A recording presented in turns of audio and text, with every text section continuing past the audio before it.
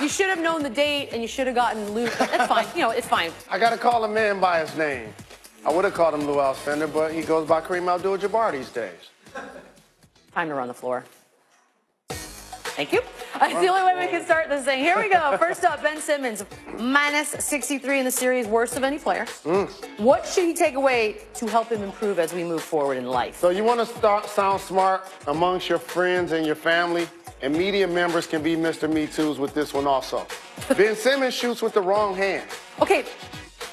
If that is true, if it turns out to be true, how has no one figured that out yet? Well, that's something that they may have to try to figure out this year. When you saw him throw a long pass at the end of the game, he used his right hand. Joel Embiid's first season now in the books. He's played a grand total of 102 games, including the playoffs. How much room for improvement do you see with this guy? The number one room for improvement for Joel Embiid will be to get in a top physical condition. Oh. It's really tough to do when you're constantly bothered by injury, however. It's tough to practice. It's tough to play in the games. It was tough to play in back-to-backs until this season.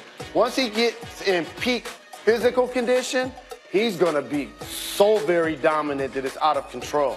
People at home are like sitting on their couches thinking that guy's not in peak physical condition.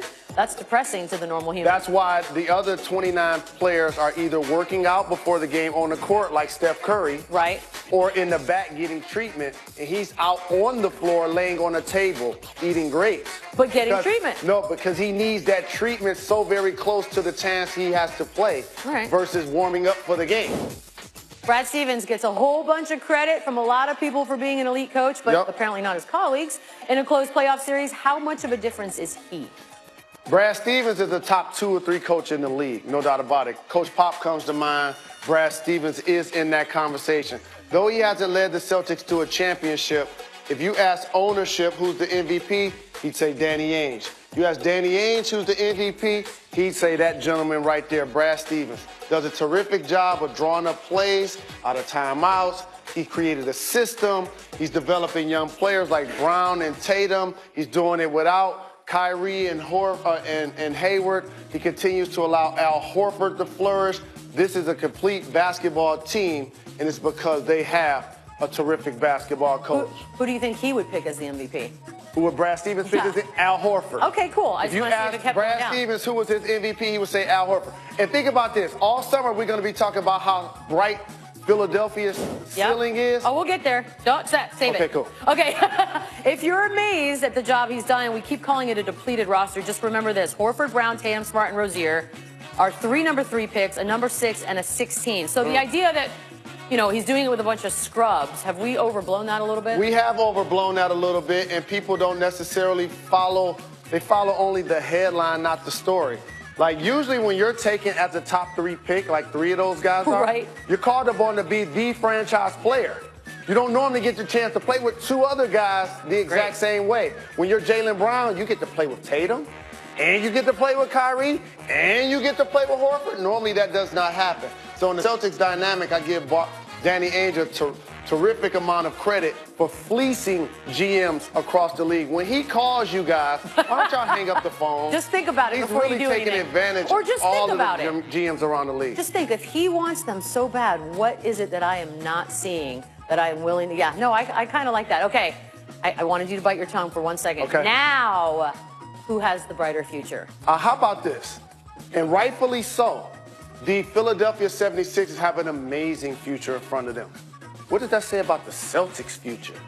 Super amazing? That they can beat them without 2 20-point scorers that have been all-stars. So as long as you have Brad Stevens on the sideline, that guy's not even and everybody's going to continue to improve. Terry Rozier, his first game this year starting for Kyrie Irving, he had a triple-double.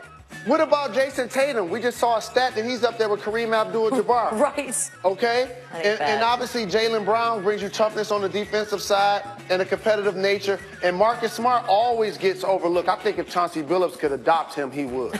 Like, I mean, it's never too because late. he's a winner and he plays with toughness. And so when you have That's right. We woke up to like 5 Chauncey Billups texts about Marcus. I was like, okay, settle down. and so when you have that level of talent and they're well coached, and the one thing that gets overlooked in this dynamic, they're a smart basketball team.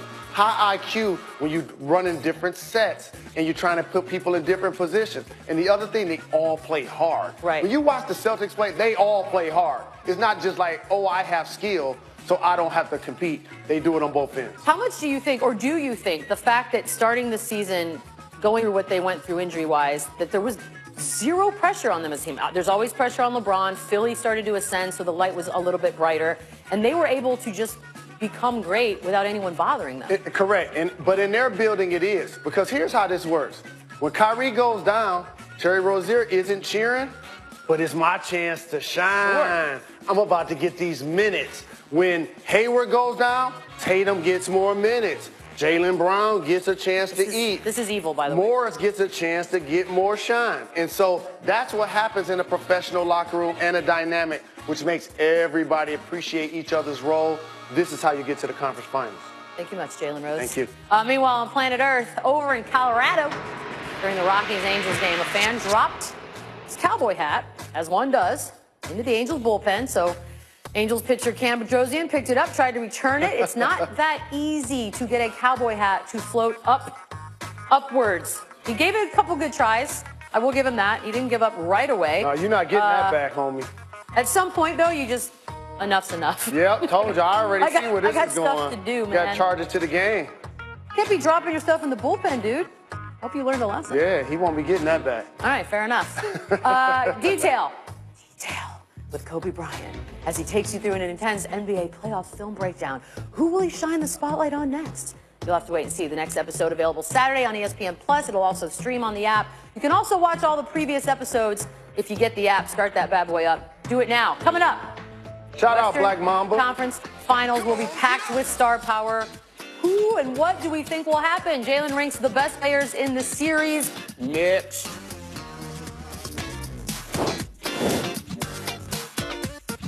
This